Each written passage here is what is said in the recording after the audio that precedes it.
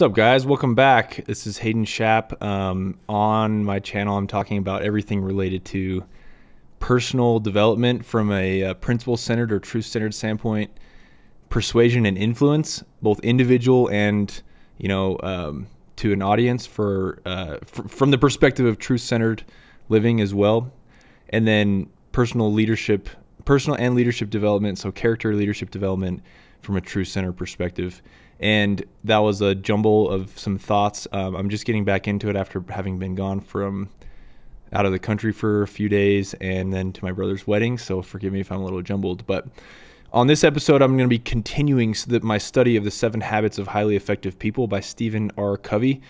As I've mentioned before, I've read 7 Habits a ton of times. And it's a staple for me. But I started by reading 7 Habits when I first became a leader at Moxie, and as I was building my teams and leading teams, cold calling each summer, it was the staple for effective leadership. Effective leadership always starts with effective leadership of your own personal life, and I quickly found out how deficient I was in all of the aspects, all of the 7 habits, and it became a pursuit that I want to just continue throughout my life. So as I was studying it this time around, in my reading, I stumble upon, at the beginning of Covey's book, he says this little phrase where he's like, the most effective way to understand these concepts is to study them with the intent to teach. And when I read that, I was like, gosh dang it, I know what I have to do. I had the thought that I should make a public study and kind of do like a live study.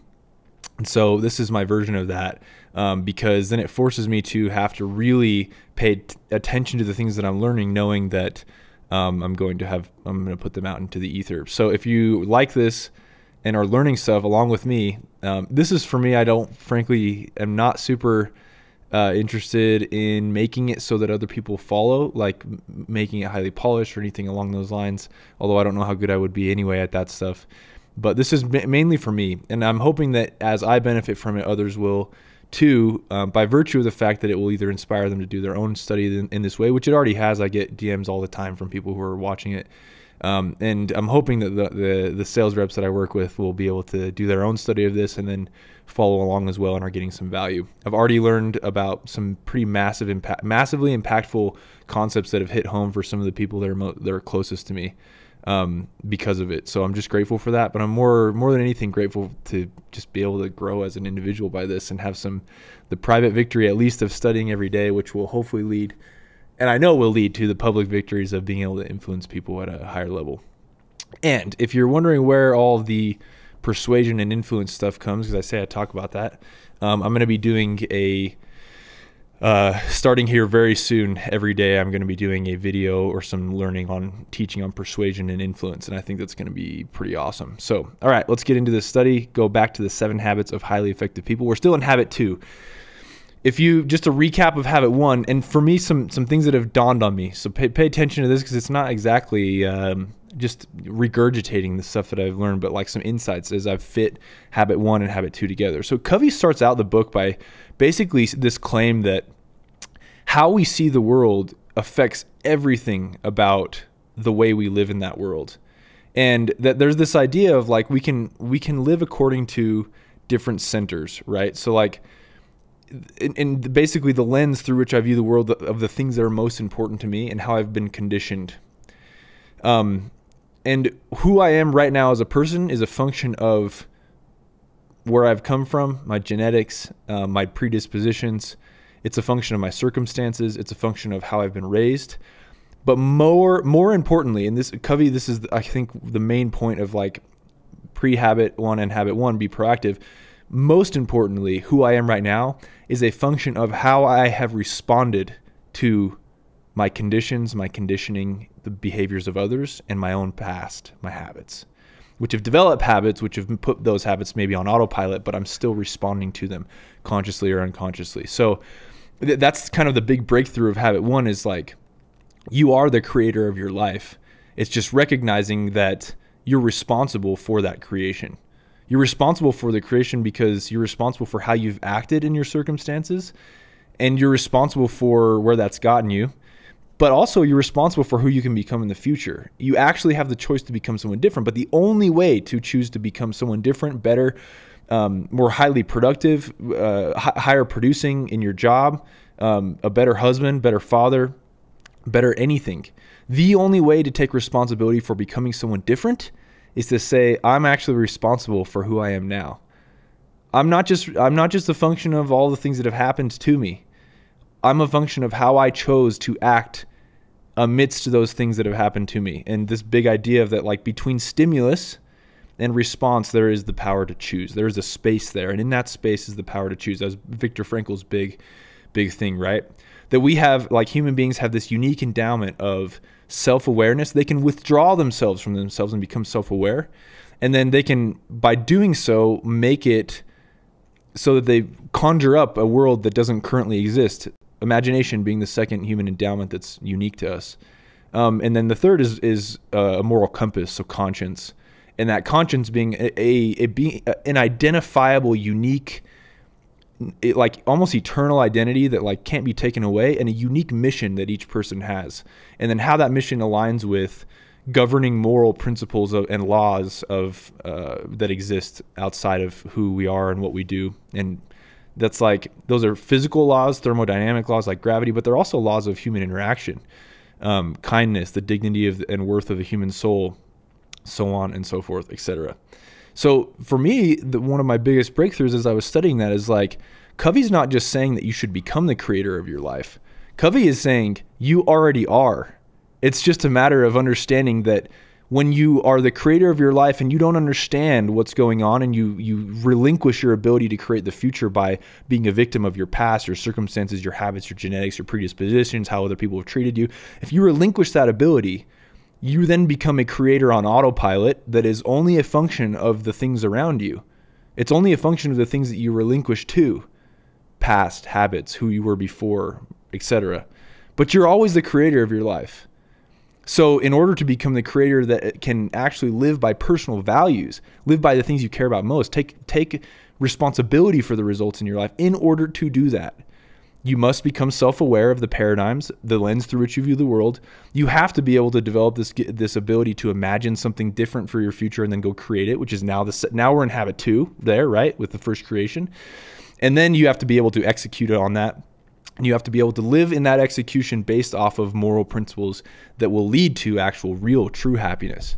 And that's, so all of that to say is, like, those big breakthroughs for me have been the things that have led me to say, like, okay, what are the lenses through which I view the world that are just, I want to throw out, that I just don't like anymore? And a couple big aha moments as I've been going through this is, I'm going to tell a story real fast about how a float tank changed my life, okay?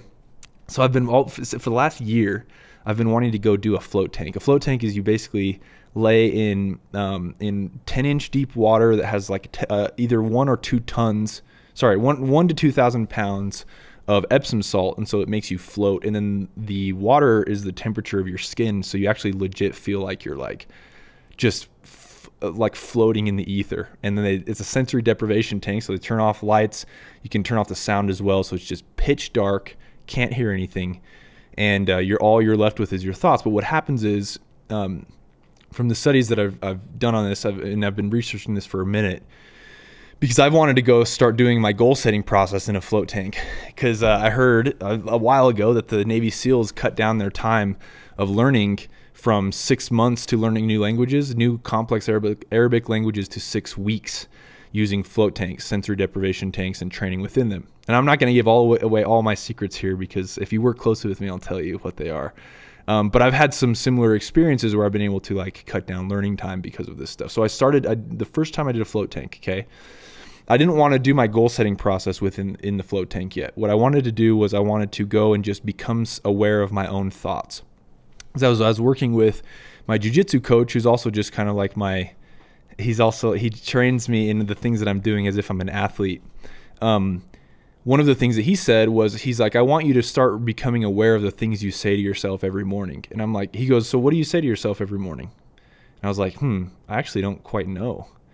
And he's like, okay, you need to start writing down as soon as you wake up, what are the thoughts? What are the words that you are saying to yourself because we're always saying something to ourselves. But what are they? If you can't figure them out, you need to find a way to put aside the distractions that are keeping you from hearing your own voice. Because if you can become aware of your thoughts, the things you're saying to yourself, then you can actually change them. And by changing them, that is the thing that will change everything about your paradigms, your attitudes, your behaviors, etc.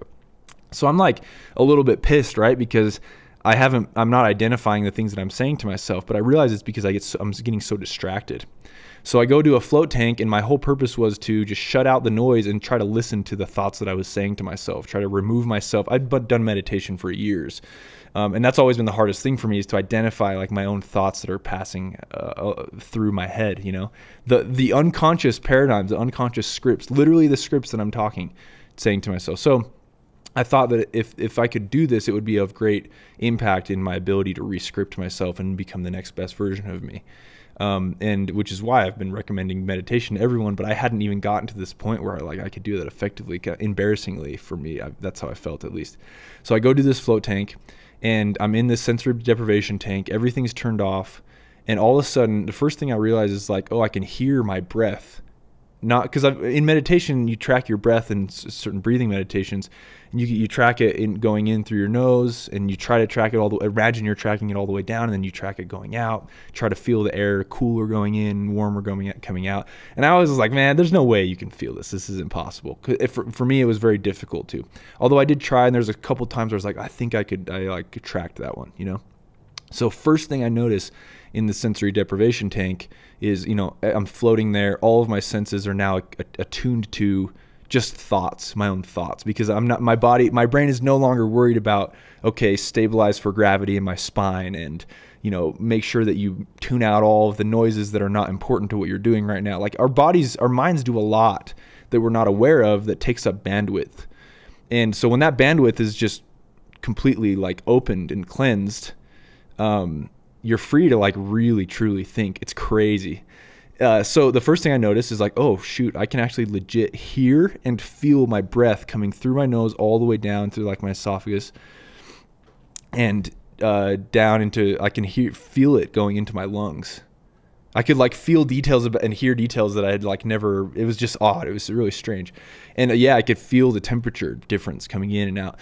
And then as soon as I started, I was like kind of in awe of that, right? Because I almost like was removed from myself, looking in, thinking like, what the heck is happening? Like I can actually track my breath that I hadn't been able to do in meditation before, not to that level at least. So then after that, all of a sudden I noticed that my own thoughts in my head are just really loud. Like I could actually hear myself thinking. And I could hear myself saying things to myself like it's really like something had happened during the day that I felt embarrassed about. And I could hear myself trying to tell a different story about what happened during the day. Like almost like deceitfully, like find the way to cover up so that no one knew how embarrassing it was what I did when I went and picked up my rental car, so that I didn't have to like tell that story to anyone. It was like strange, this really odd thing. And so halfway through, so I can hear my own thoughts, right? And I'm removed from myself, listening to myself talk to myself. Very odd, like really, really interesting. But like, I think that's what Covey was referring to as self-awareness, is our ability to analyze our own scripts. And what Covey says before habit 1 is like, the best way to evaluate your paradigms is evaluate the words that you say. And so my thought has been, if I can evaluate the words I'm saying to myself, then that will allow me to say, do I like how I'm talking to myself, how I'm treating myself? Do I like it? Are the words that I am saying to myself worthy of someone who is, you know, building $1 billion company? Are the words that I'm saying to myself worthy of someone who is leading leaders of the future that will have a massive impact in the world? Are the words that I'm saying to myself worthy of a husband who is trying to live right in a way that is honest and true and tenaciously protecting, providing, giving comfort, and allowing my family to thrive and my wife to thrive?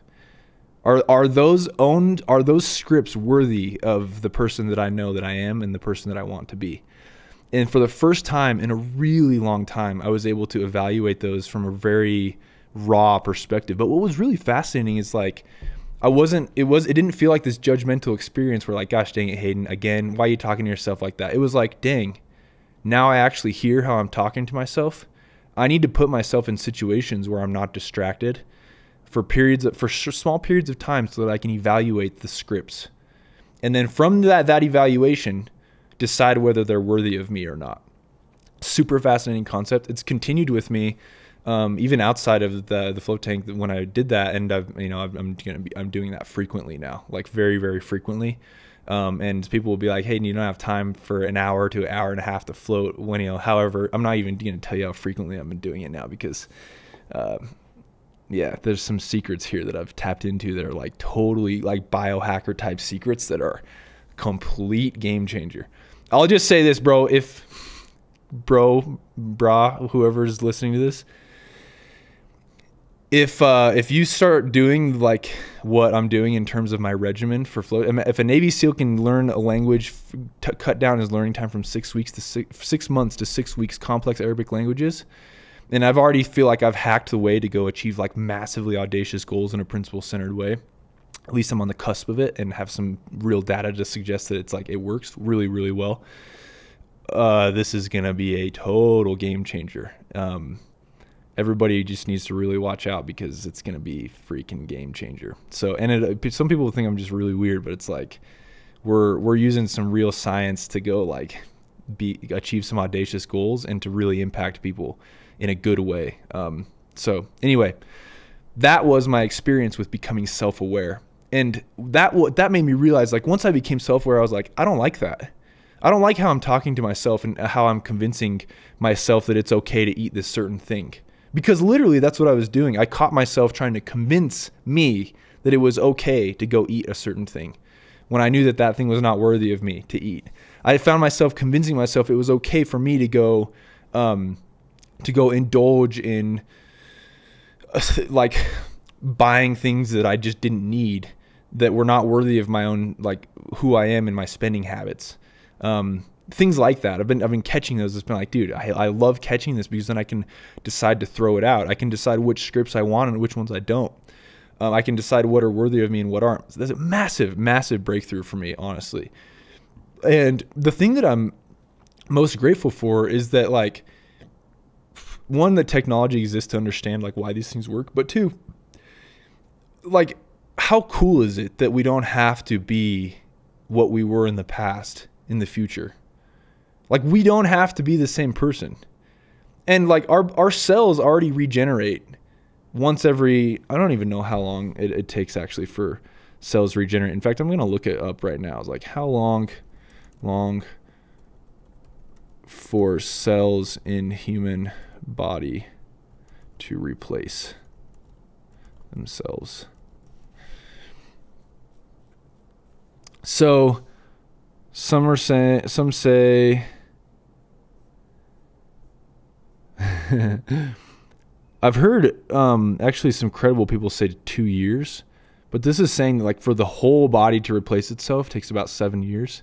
But let's just say, well, however long that takes, you won't even be the same person in the future. Like, actually physically the same person. So why go live out the past in the future and only make incremental changes when in reality, what you can do is become self-aware and decide whether or not the things you're saying to yourself are worthy of you. That actually could be the biggest breakthrough you could possibly have. And for me, I found that like everything, my whole behavior has changed because of that. How patient I am with other people, with myself. It's like that in conjunction with this study has been just massive breakthroughs, honestly. And I've realized that like I can have everything that I want and much more living out of the scripts that I deem worthy of me.